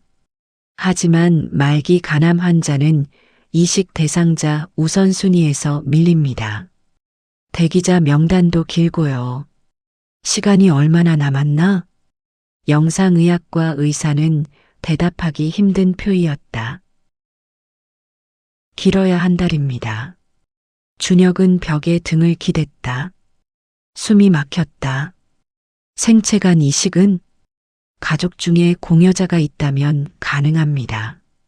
하지만 적합성 검사를 해봐야 하고 환자 상태가 수술을 견딜 수 있을지도 불확실해요. 준혁은 즉시 말했다. 내가 한다. 교수님, 나도 지우 아빠야. 혈액형도 맞아. 당장 검사 준비해줘. 하지만 교수님은 지금 직위 정지 상태 아닙니까? 수술 집도도 금지됐는데 내가 수술하는 게 아니야. 내가 공여자가 되는 거야. 준혁의 눈빛은 확고했다. 다음 날 아침 준혁의 적합성 검사 결과가 나왔다. 혈액형, 조직 적합성, 간 기능 모두 완벽하게 일치했다. 기적입니다. 담당이가 말했다. 부모 마이너스 자식 간이라도 이렇게 완벽하게 맞는 경우는 드물어요. 준혁은 결과지를 들고 서아의 병실로 갔다. 서아는 의식을 되찾았지만 몸을 움직일 수 없었다. 지우는 여전히 옆에 앉아 있었다. 서아야. 준혁이 불렀다. 서아는 천천히 고개를 돌렸다. 준혁아, 내가 너한테 간 이식해 줄 거야. 서아의 눈이 커졌다. 지우도 놀라서 아빠를 바라봤다. 무슨 소리야? 안 돼. 서아가 힘없이 말했다. 나 때문에 내 몸까지 망가뜨릴 순 없어. 서아야, 다른 방법이 없어. 넌 한 달밖에 못 버텨. 서아의 눈에서 눈물이 흘러내렸다. 그래도 안 돼. 넌 의사야. 많은 환자들을 살려야 해. 지금 내가 살려야 할 사람은 너야. 준혁은 서아의 손을 잡았다. 22년 전에 널 지키지 못했어. 이번엔 지킬 거야. 무슨 일이 있어도. 아빠. 지우가 끼어들었다. 아빠가 수술하면 어떻게 돼요? 위험한 거 아니에요? 괜찮아. 간은 재생되는 장기야. 내 간 일부를 엄마한테 주면 둘 다 살 수 있어. 하지만 준혁은 지우를 바라봤다. 지우야, 아빠가 21년 동안 너희 곁에 없었어. 이제라도 가족으로서 해야 할 일을 하고 싶어. 지우는 눈물을 흘렸다. 준혁이 두 사람의 손을 함께 잡았다. 우리 가족이잖아. 가족은 서로 지키는 거야. 오후 병원 이사장실. 준혁은 이사장 앞에 섰다. 윤서아 환자에게 생체간 이식을 하고 싶습니다. 제가 공여자가 되겠습니다. 이사장은 난처한 표정이었다. 이 교수, 자네 지금 상황을 알고 있나? 직위 정지 상태야. 게다가 윤리위원회 조사도 진행 중이고. 압니다. 하지만 이건 의사로서가 아니라 가족으로서 하는 일입니다. 가족. 윤서아 환자가 자네 전 연인이고 윤지우 학생이 딸이라는 건 이제 병원 전체가 아는 사실이야. 그래서 더 해야 합니다. 22년 동안 못다한 책임을 지고 싶습니다. 이사장은 한참을 고민하다 한숨을 쉬었다. 알았네. 수술은 허가하지. 하지만 자네가 집도할 수는 없어. 다른 의사가 해야 해. 그걸로 충분합니다. 그리고 이 교수. 이사장이 준혁을 똑바로 바라봤다. 수술이 끝나면 윤리위원회 최종 결정이 내려질 거야. 각오는 하고 있겠지? 예. 준혁은 고개를 숙였다. 사흘 후 수술날이 다가왔다. 준혁과 서아 모두 수술 전 처치를 받았다. 수술실 앞 대기실. 지우는 초록색 수술복을 입고 창밖을 바라보고 있었다. 박현우가 옆에 왔다. 지우야, 괜찮아? 무서워요, 선배님. 엄마도 아빠도 수술대에 올라가잖아요. 둘 다 잘 될 거야. 이 병원 최고 외과팀이 집도하거든. 만약 잘못되면 어떡해요? 둘 다 잃으면. 현우가 지우의 어깨를 꽉 잡았다. 그런 생각하지 마. 내 부모님은 강한 분들이야. 꼭 이겨내실 거야. 지우는 고개를 끄덕였다. 수술실 준비실. 준혁과 서아는 나란히 누워 있었다. 마취 직전이었다. 서아야. 응. 미안해. 22년 동안. 됐어. 이젠 괜찮아. 서아가 힘없이 웃었다. 내가 돌아왔잖아. 살아나. 약속해. 우리 셋이 진짜 가족 되자. 노력할게. 마취과 의사가 다가왔다. 이제 시작하겠습니다. 준혁과 서아는 서로의 손을 마지막으로 한 번 꽉 잡았다. 그리고 깊은 잠에 빠져들었다. 수술 시간 10시간. 첫 번째 수술실에서는 준혁의 간 일부를 적출하는 수술이 진행됐다. 두 번째 수술실에서는 서아의 병든 간을 제거하는 수술이 동시에 이루어졌다. 집도인은 병원 최고 외과 전문의 김성훈 교수였다. 준혁이 간 상태 완벽합니다. 적출 완료. 서아 환자 간 제거 완료. 이식 준비됐습니다. 두 팀이 정확하게 움직였다. 준혁의 건강한 간 일부가 서아의 몸으로 옮겨졌다. 수술실 밖. 지우는 복도 의자에 앉아 기도하고 있었다. 10시간 내내 한자리에서 움직이지 않았다. 현우가 커피를 가져왔지만 지우는 마시지 않았다. 제발, 제발. 지우는 계속 중얼거렸다. 수술실 불이 꺼졌다. 문이 열리고 김성훈 교수가 나왔다. 마스크를 벗으며 지우에게 다가왔다. 지우는 벌떡 일어났다. 수술 성공했습니다. 그 한마디에 지우는 그 자리에 주저앉았다. 눈물이 쏟아졌다. 두 분 다 무사하십니다. 이제 회복만 잘하시면 됩니다. 감사합니다. 정말 감사합니다. 지우는 바닥에 엎드려 울었다. 현우가 지우의 어깨를 토닥였다. 일주일 후 준혁과 서아 모두 의식을 되찾았다. 같은 병실에 나란히 누워 있었다. 아빠, 엄마. 지우가 두 사람 사이에 의자를 놓고 앉았다. 양손으로 부모의 손을 하나씩 잡았다. 잘 버텼어, 지우야. 준혁이 말했다. 목소리는 약했지만 눈빛은 따뜻했다. 고생했어, 우리 딸. 서아도 웃었다. 지우는 울음을 터뜨렸다. 무서웠어요. 둘 다 잃을까봐. 이제 안 잃어버려. 우리 평생 함께 있을 거야. 준혁이 서아를 바라봤다. 서아도 준혁을 보며 고개를 끄덕였다.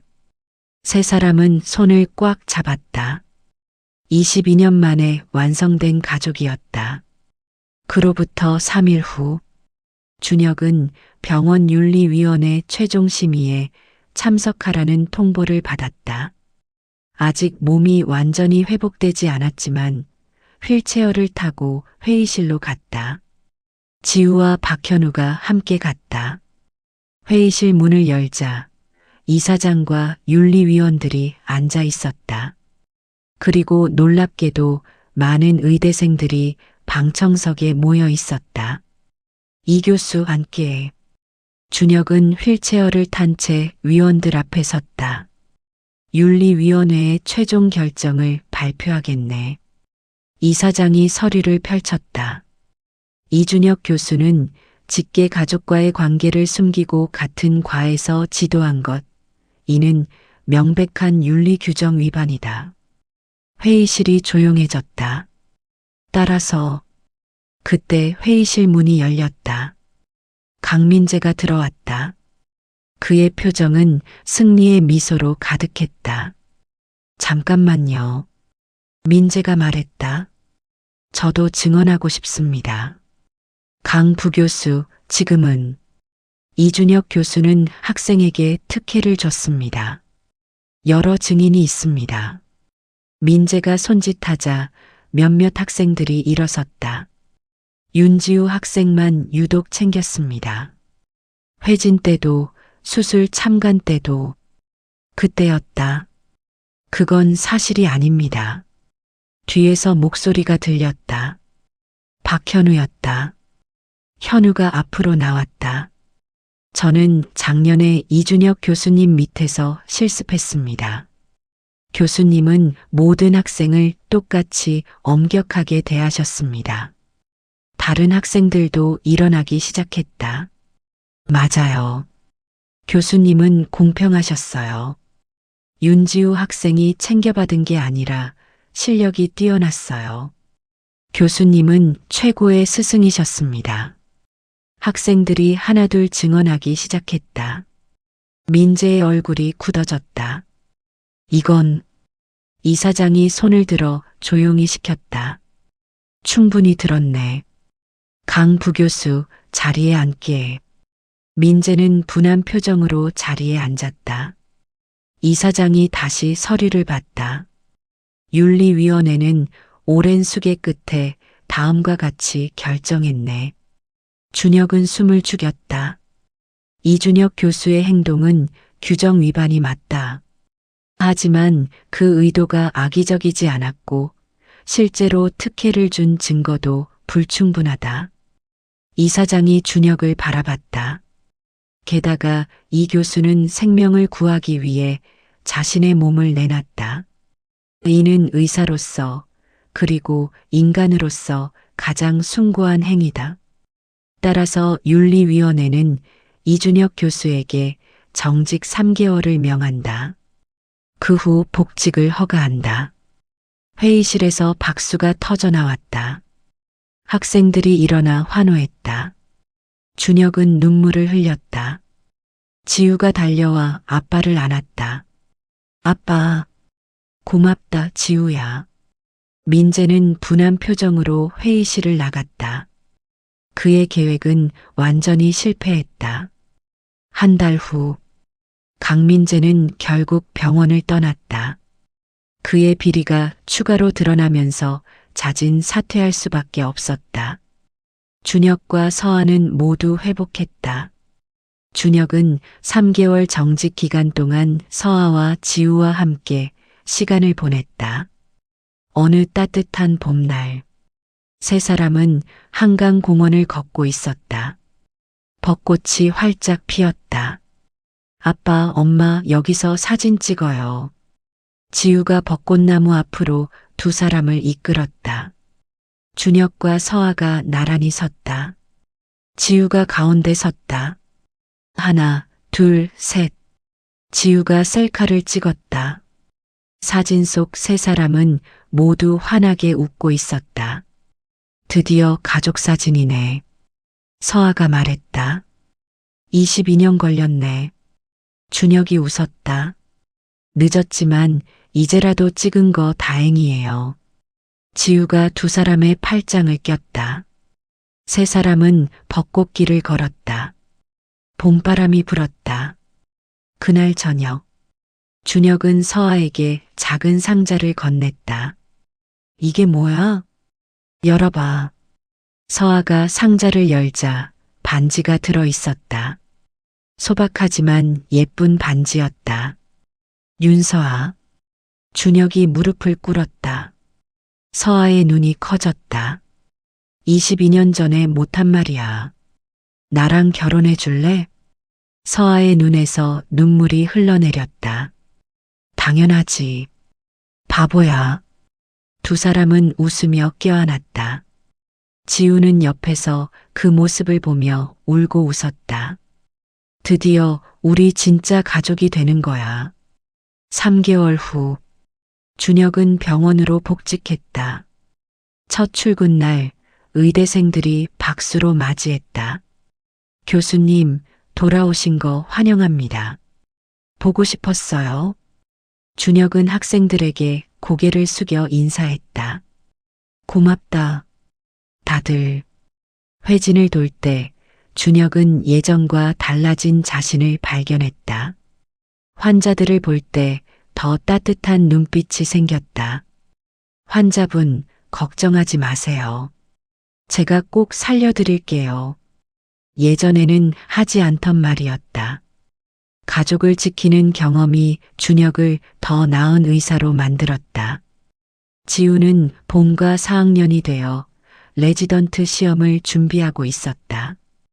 여전히 흉부외과를 희망했다. 지우야, 힘들지? 준혁이 물었다. 아니요. 저 아빠처럼 훌륭한 심장외과 의사가 될 거예요. 그래. 넌 할 수 있어.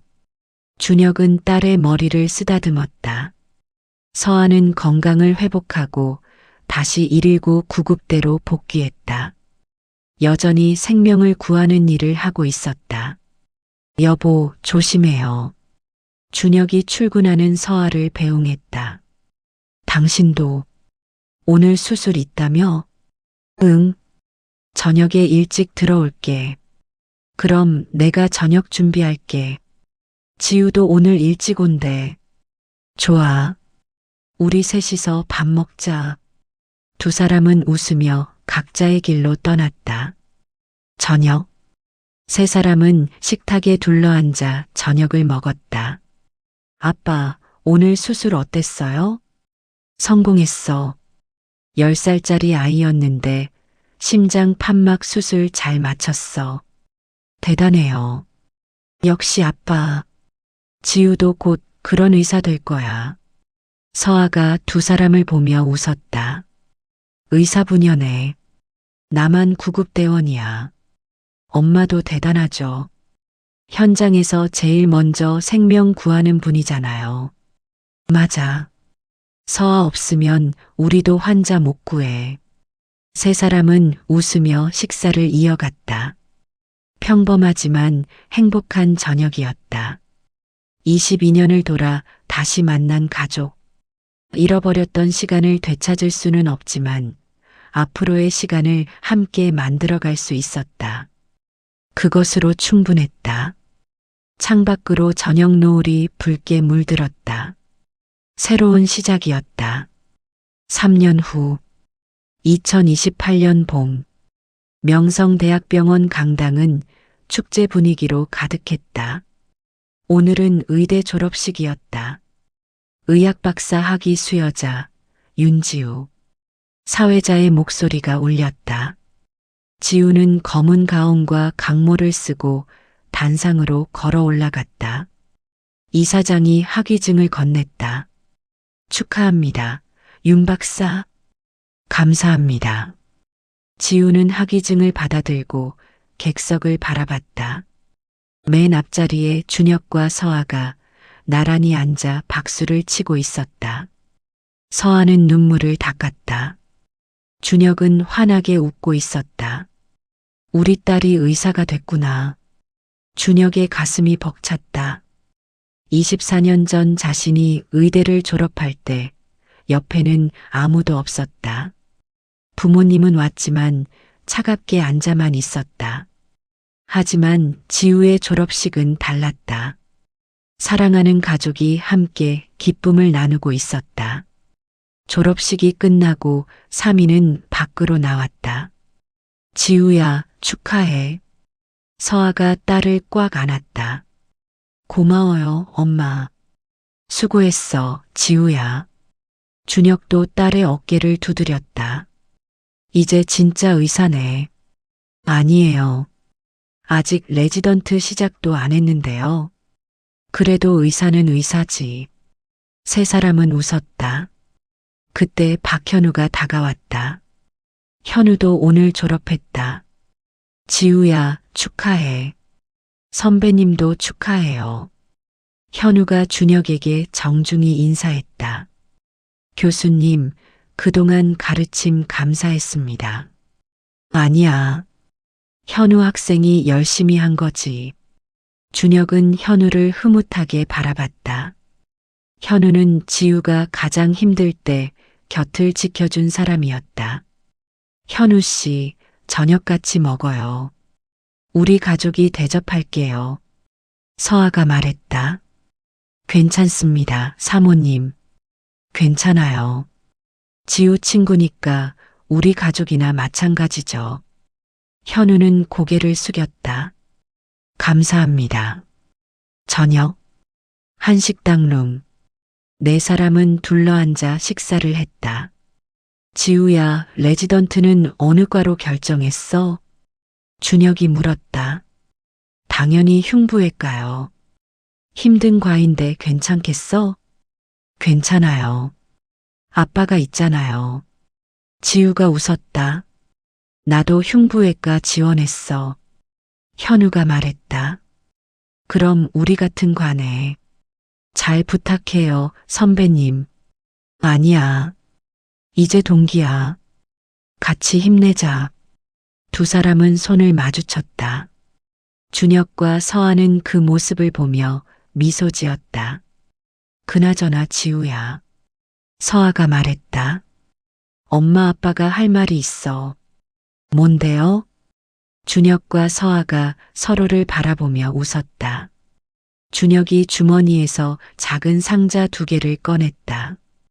우리 다음 달에 결혼식 할 거야. 지우의 눈이 커졌다. 진짜요? 응. 이제 정식으로 가족 되는 거야. 늦었지만 엄마 아빠 결혼식 해주고 싶었어. 서아가 수줍게 말했다. 지우는 눈물이 핑 돌았다. 드디어 진짜 가족이 되는 거네요. 이미 가족이었지. 그냥 형식을 갖추는 거야. 준혁이 지우의 손을 잡았다.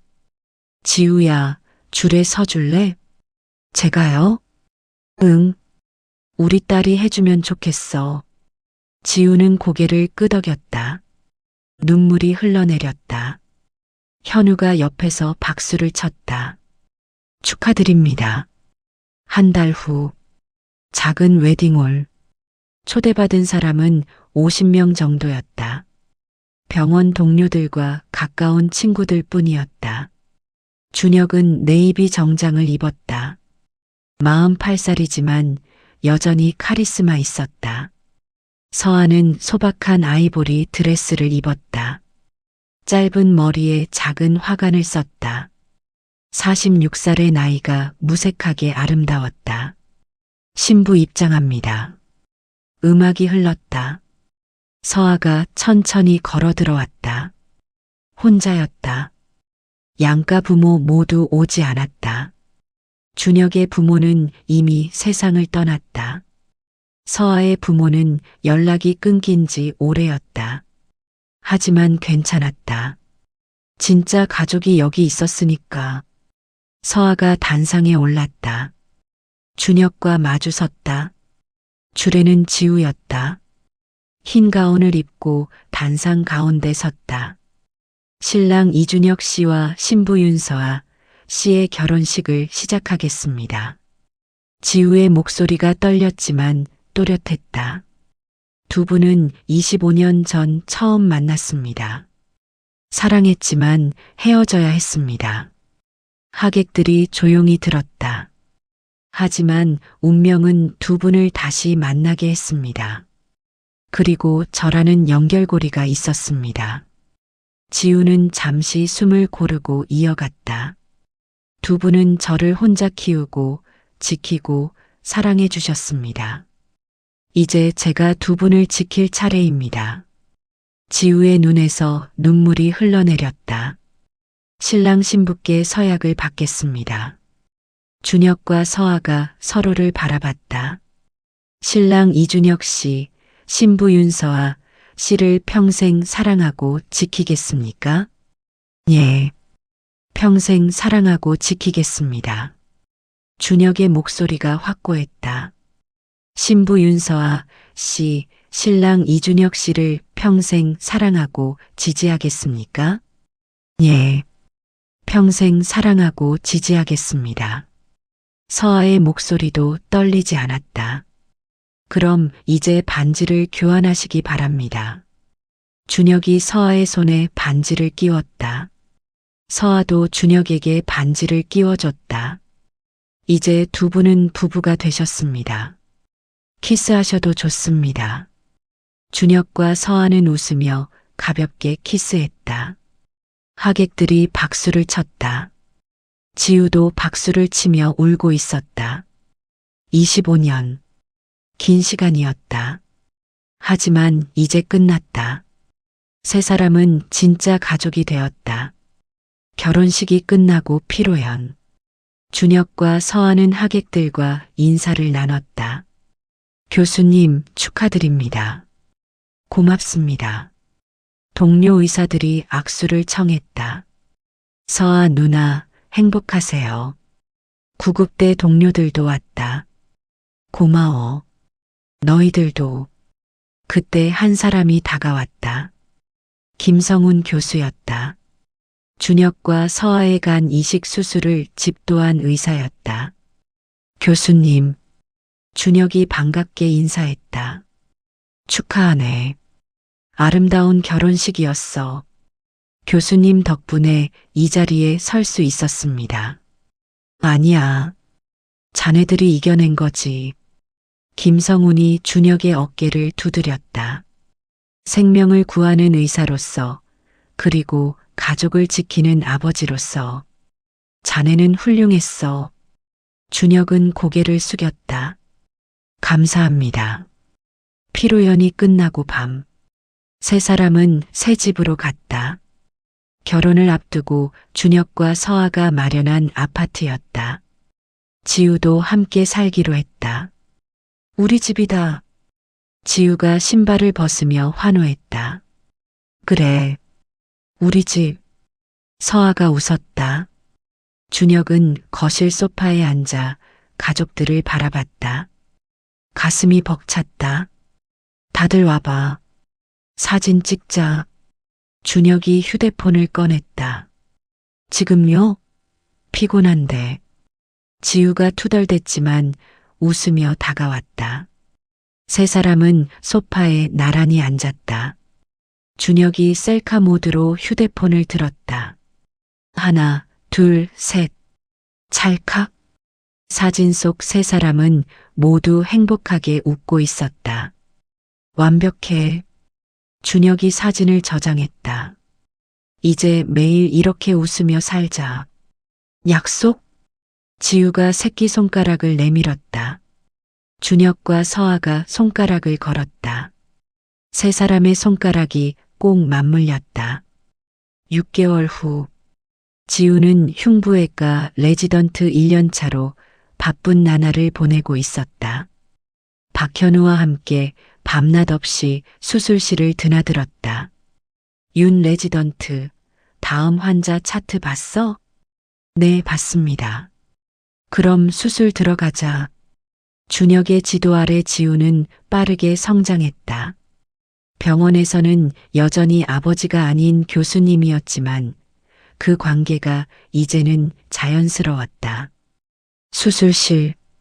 준혁이 집도하고 지우가 보조하는 심장판막 치환술이었다. 윤 레지던트, 이 혈관 봐. 여기를 봉합해야 해. 네, 교수님. 지우의 손이 정확하고 빨랐다. 준혁을 닮았다. 잘한다. 계속 그렇게 해. 준혁은 딸에게 특혜를 주지 않았다. 오히려 더 엄격했다. 하지만 지우는 그게 좋았다. 실력으로 인정받고 싶었으니까. 수술이 끝났다. 수고했어. 윤 레지던트. 감사합니다, 교수님. 탈의실에서 나오며 준혁이 작게 속삭였다.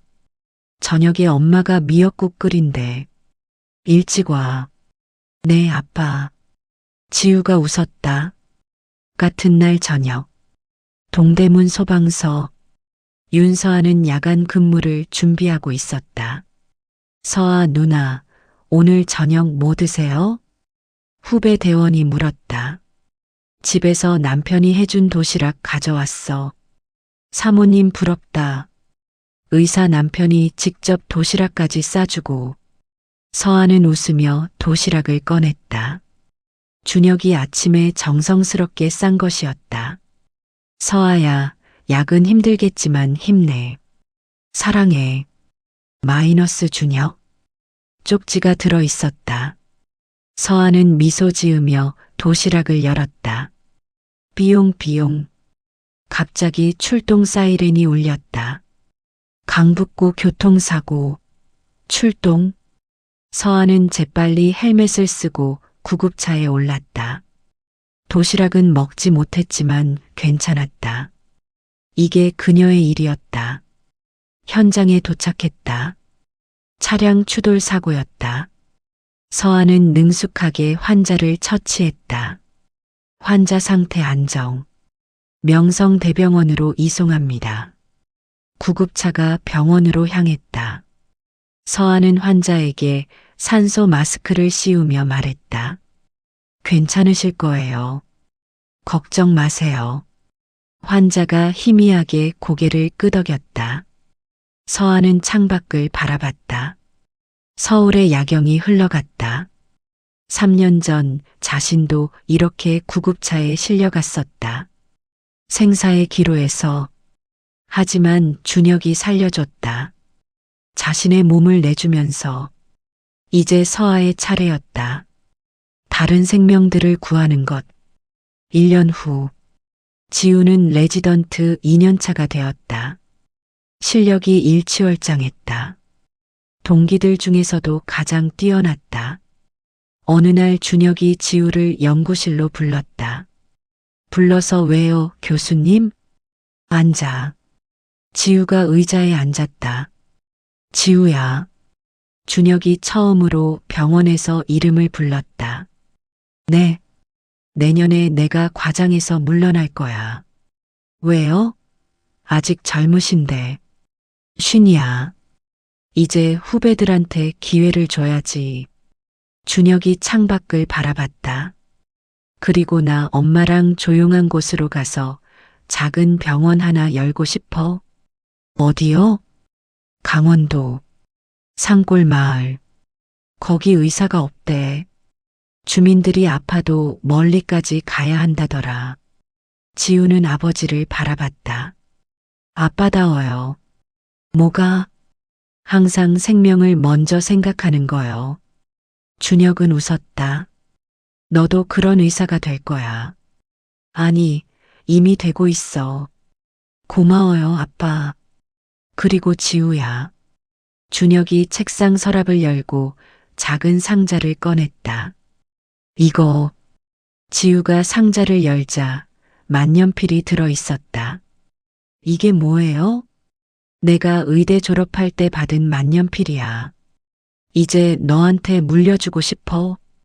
지우는 만년필을 꺼내봤다. 묵직하고 고급스러웠다. 아빠의 첫 수술도 마지막 수술도 이 만년필로 기록했어. 이제 내 차례야. 지우는 눈물이 핑 돌았다. 소중히 쓸게요. 응. 그리고 언젠가 너도 내 아이한테 물려줘. 네. 두 사람은 웃으며 마주봤다. 아버지에서 딸로, 의사에서 의사로 이어지는 생명의 바통이었다. 2년 후, 준혁과 서아는 강원도 작은 마을로 이주했다. 마을 어귀에 작은 병원을 열었다. 이준혁 내과 윤서아 응급센터. 간판은 소박했지만 따뜻했다. 아침 9시 병원 문을 열자 이미 주민 서너 명이 기다리고 있었다. 선생님, 어제부터 배가 아파요. 할머니, 이리 오세요. 진찰해 드릴게요. 준혁은 환자를 진료실로 안내했다. 옆방에서는 서아가 응급처치 교육을 하고 있었다. 심폐소생술은 이렇게 하는 겁니다. 다들 따라 해보세요. 마을 주민들이 서툴게 따라했다. 잘하셨어요. 이렇게 하면 생명을 구할 수 있어요. 서아는 환하게 웃었다. 점심시간. 두 사람은 병원 뒤편 작은 정원에 앉아 도시락을 먹었다. 바쁘네. 준혁이 말했다. 그래도 좋아. 환자들이 고마워하잖아. 맞아. 이게 진짜 의사 같아. 두 사람은 웃으며 식사를 이어갔다. 그때 휴대폰이 울렸다. 지우였다. 여보세요? 엄마, 나 큰 수술 성공했어. 심장 이식. 지우의 목소리가 흥분으로 가득했다. 정말? 우리 딸 대단하다. 박현우 선배랑 같이 했어. 12시간 걸렸는데 성공했어. 축하해, 지우야. 준혁도 옆에서 말했다. 아빠도 들어요? 고마워요. 아빠가 가르쳐준 대로 했어요. 잘했어. 자랑스럽다. 주말에 갈게요. 보고 싶어요. 그래. 기다릴게. 전화가 끊어졌다. 준혁과 서아는 서로를 바라보며 웃었다. 우리 딸 훌륭한 의사 됐네. 당연하지. 누구 딸인데. 두 사람은 손을 잡았다. 산에서 바람이 불어왔다. 따뜻한 봄바람이었다. 주말, 지우와 박현우가 함께 강원도로 내려왔다. 엄마, 아빠, 지우가 뛰어와 부모를 안았다.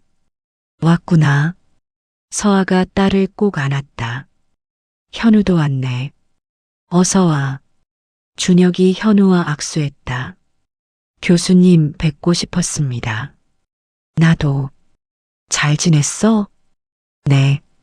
지우 덕분에 잘 지냈습니다. 현우가 지우를 바라보며 웃었다. 지우는 얼굴이 빨개졌다. 뭐야, 너희 둘 무슨 사이야? 서아가 눈치를 챘다. 그게, 엄마, 드디어 사귀기 시작했구나. 어떻게 알았어요? 엄마가 다 알지.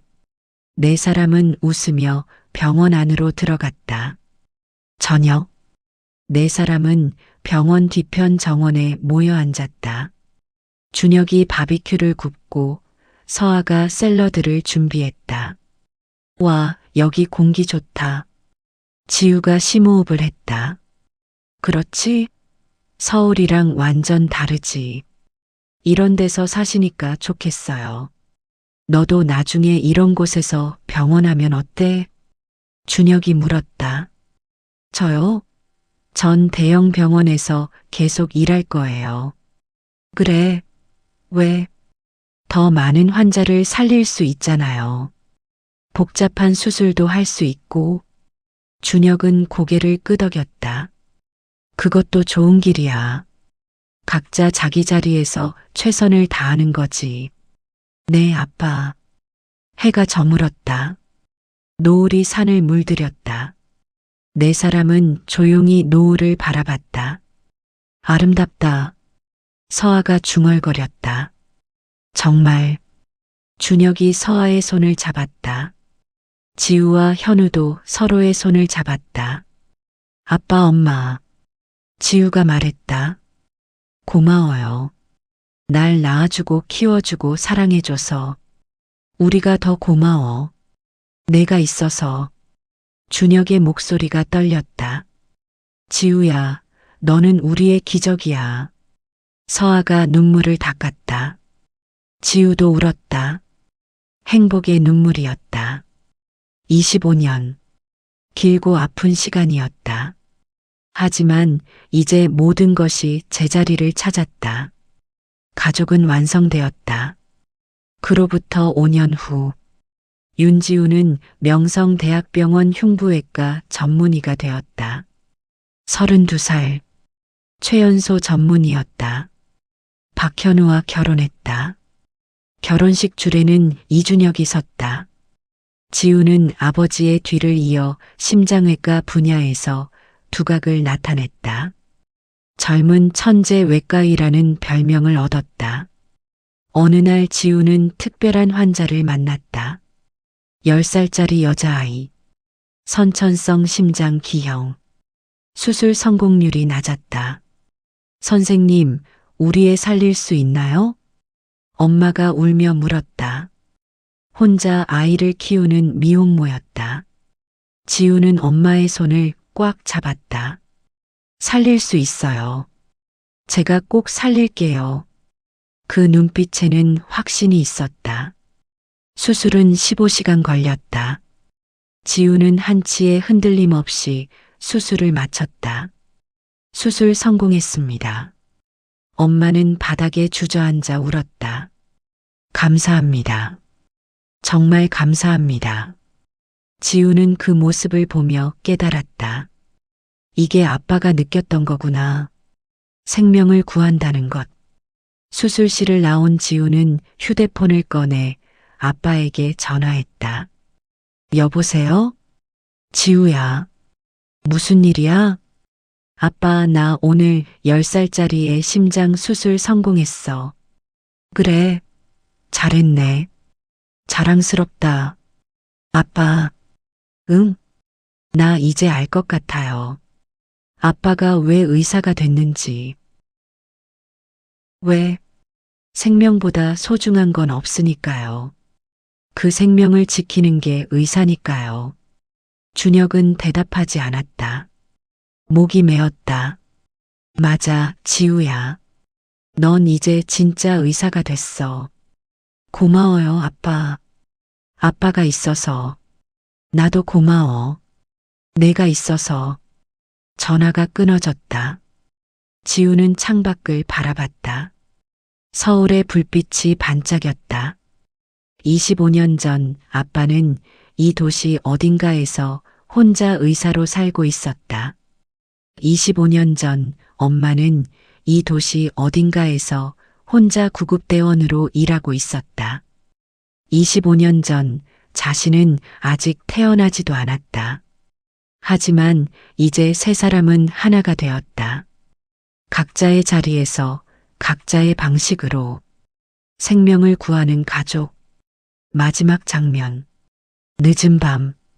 강원도 작은 병원.